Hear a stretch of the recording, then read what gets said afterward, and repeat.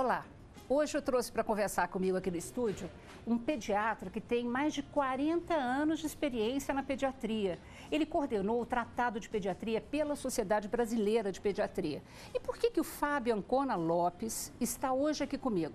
Porque ele acabou de publicar também um livro que vai nos ensinar, a partir do momento que a gente se torna avó, avô, como a gente pode ter uma relação muito saudável, muito bacana entre avós, pais e netos. Tudo bem, doutor Fábio? Tudo bem, Nina? É um prazer muito grande estar aqui com você.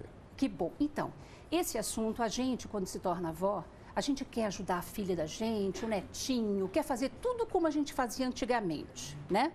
É verdade. Muito amor, mas também muito equívoco nessa brincadeira. Muito equívoco e confusões que se justificam. Eu digo assim, foi um dos motivos pelo qual eu fiz esse livro.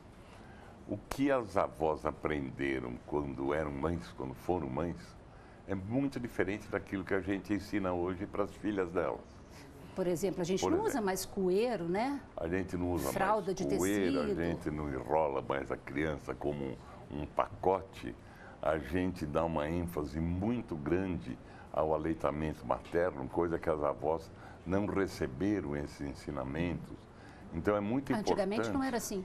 Antigamente se privilegiava muito pouco o aleitamento materno. E já dava mamadeira. Era praticamente, eu me lembro quando eu fui aluno, você falou quase 40 anos de pediatria, 50 na verdade. Uau! 50 anos o ano passado. Eu me lembro que eu tive muito mais aula de preparo de fórmula do que de aleitamento materno. E hoje os alunos de medicina têm muito mais aula sobre aleitamento materno do que sobre preparo de fórmula. E aleitamento materno exclusivo, aleitamento materno até no mínimo materno 6 exclusivo meses. até 6 meses, que é o que todas as entidades mundiais que falam de pediatria recomendam, né? Então, assim, as avós vão muito frequentemente ao consultório. Isso faz parte da vida moderna, né? Mãe trabalha, mãe está na escola. Se a mãe é uma executiva, ela não tem tempo durante o dia. Se a mãe é uma jovem que engravidou mais cedo... Precisa da mãe do lado. Precisa da mãe do lado e ela tem que ir à faculdade, à escola, enfim, ou trabalhar. E a avó passa a ser, na realidade, a grande cuidadora. Né? Mesmo porque a facilidade de escola ou de babás não é para todo mundo. Claro. Né? Custa caro, é uma coisa que envolve um investimento grande. E a avó é um investimento não só barato, como agradável, né? Cercado de carinho, capaz de dar tanto amor para o neto. E as avós, muito frequentemente, então, levam o neto à escola, à natação, ao futebol e ao consultório do pediatra. Né? E aí eu vou dizer para ela alguma coisa diferente do que ela aprendeu.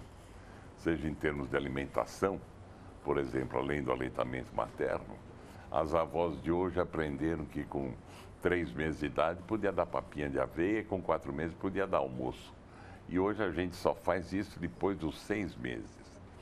E precisamos justificar para a avó por que é assim. Até porque ela aprendeu, ela reproduziu isso ela aprendeu ao longo de muitos anos e deu certo. E deu certo. Pois né? Por que Como deu é que certo? consegue romper essa barreira, então, para que a avó também não fique chateada? Exatamente. Né? E ela também não pode achar que esses pediatras são cheios de manias e ficam mudando de conduta a cada 2 anos ou 3 anos. Né? A sensação de que deu certo é porque quando se fazia aquilo que hoje a gente acha que não deve ser feito, introdução precoce de alimentos, o que se media era o resultado imediato. Resultado imediato. A criança cresceu, está bem, está saudável, tem cuidados higiênicos, não adquire doença, toma vacina, então deu certo. Mas hoje a gente sabe que condutas do tipo introdução precoce de alimentos, elas podem predispor à obesidade na vida futura. E isso tem que ser muito prevenido, porque a maior epidemia de saúde que existe no mundo hoje é a epidemia da obesidade. Inclusive, doutor Fábio, entre crianças e adolescentes. Em criança e adolescente. No Brasil, nós temos 20% das crianças até 10 anos acima do peso. Acima do peso, 20%. Dos adultos, 50%. Esse levantamento foi publicado há 2 semanas atrás. Então, é uma questão que deve ser encarada assim, com com muito cuidado, com muito carinho, né? E a obesidade traz aí um leque de outras doenças, traz né? infarto do miocárdio, traz arteriosclerose, traz acidente vascular cerebral, traz diabetes, traz uma série de complicações. Em idades que cada vez mais precoces, inclusive. Encurtam a vida e diminuem a qualidade de vida. Então, são situações que têm que ser vistas dessa maneira. Esse é o grande problema de nutrição. É medir a longo prazo, porque a curto prazo vai tudo bem. A gente tem que demonstrar isso para os avós. E no consultório, né, quando você fala, tem essa conversa, né, baseada aí na própria medicina mesmo, com as avós, a aceitação, imagino que deve ser mais tranquila. A aceitação é mais tranquila. Lógico porque que... tem justificativas aí, né? Tem estatísticas, né? Mas isso tudo implica em você primeiro derrubar barreiras e depois conquistar. Eu faço uma brincadeira sempre que uma primeira consulta vai a mãe e a avó, e até coloquei isso no livro.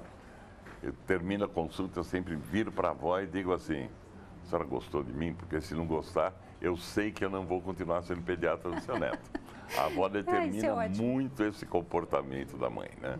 Aliás, a avó sempre quer que o neto seja cliente no mesmo pediatra que cuidou da filha dela. Na minha idade isso acontece. Eu tenho vários pacientes de quem eu cuidei da mãe também, né? Tem até uma de quem eu cuidei da avó. Uau, que maravilha! Mas cuidando por gerações, né? A outra coisa que tentei colocar nessa publicação são as mudanças que aconteceram, vamos dizer assim, da geração em que eu fui pai até agora que eu estou na geração de ser avô. Aliás, você é avô? Eu sou avô de uma menina de 17, sou avô de um menino de 8, de uma menina de 6 e próximo avô de uma menina que vai nascer daqui 2 meses. Então, parabéns. Eu sou um tetra-avô, né? E sem dilemas na relação avô, filho, neto. Sem dilemas. Eu acho que uma relação que correu tranquilamente, né? Mesmo cuidando da saúde dos netos. Felizmente, nunca tive um problema maior para ter que recorrer a outro colega.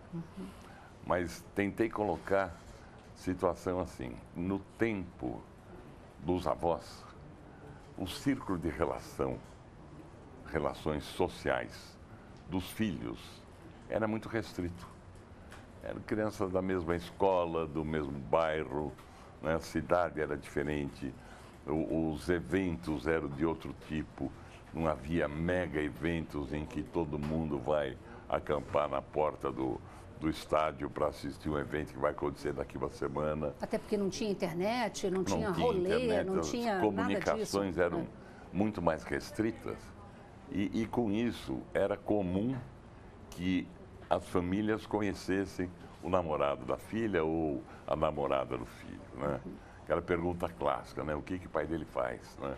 Como é o nome da família. Qual que é a intenção? Isso, né? Essa coisa que meu pai perguntava assim para minha irmã quando ela tinha um namorado, né? Hoje as relações são muito mais fluidas, né? Muito mais esparsas. Não existe mais tanto aquela possibilidade da pessoa só se relacionar com outro do mesmo nível, da mesma categoria social. Hoje, via internet, via todos os eventos que acontecem, você tem possibilidade de, como até filmes cômicos colocam, né? Uma família de palmeirense tem um genro corintiano, que é o meu caso, né? ou uma coisa assim de como é que pode, né, essa situação, ou discussões de política, enfim. Pessoas muito diferentes na origem e no modo de pensar acabam se unindo pelo amor dos filhos. E os avós têm um papel importante aí. Ou ele pode ser um problema, ou ele pode facilitar, é isso? Ele tem que facilitar.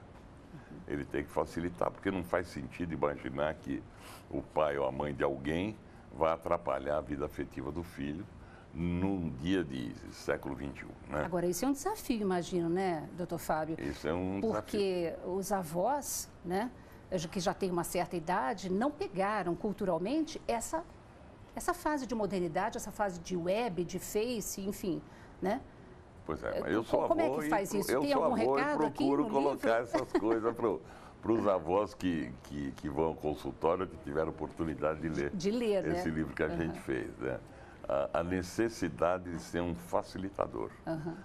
Assim como eu coloco para a avó, por exemplo, quando a gente fala em aleitamento materno, a questão de proteger a filha e proteger o genro, né, no momento de pós-parto imediato. Não fazer da maternidade aquela situação de um salão social, em que os amigos, estou devendo uma visita para o fulano, vamos lá que nasceu o filho dele. Não é hora disso. Né? Até para proteger a própria criança também, né? Para proteger a criança. Eu digo muito, em primeira consulta, eu digo muito assim para o casal. Vocês têm que ter presente que vocês foram para a maternidade, vocês eram 2 pessoas.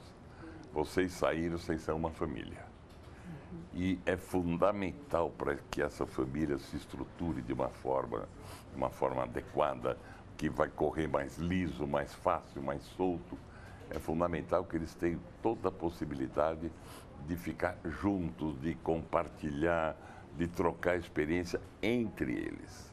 Ou seja, é importante, então, aquela história, o primeiro banho, a primeira mamada, os primeiros carinhos, o primeiro choro, pai do lado a febre da vacina, pai, mãe e filhinho. O primeiro banho é engraçado, porque é sempre a avó, né?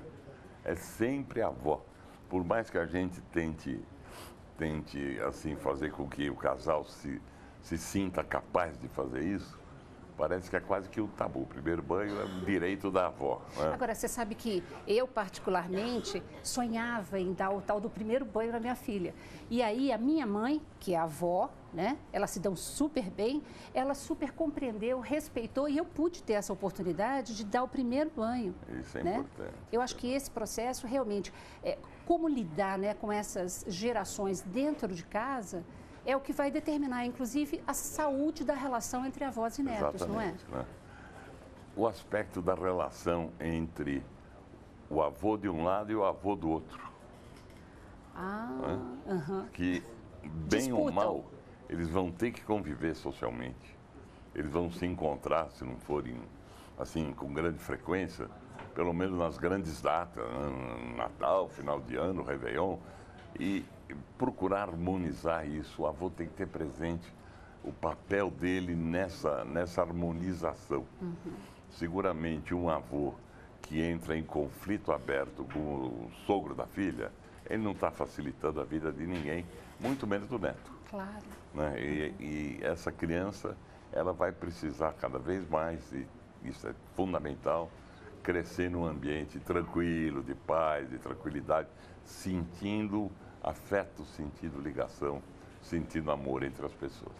Gente, nosso tempo, infelizmente, doutor Fábio, está terminando. Você vê, muito o papo pouco. quando rola gostoso. De Com certeza, o espaço aqui no Faz Muito Bem está super aberto, viu? Gente, é o seguinte, esse livro, Avós e Netos, tá em todas as livrarias? Tem. Ou na editora Manoli, que é quem publicou, www.manoli.com.br, pode ser solicitado.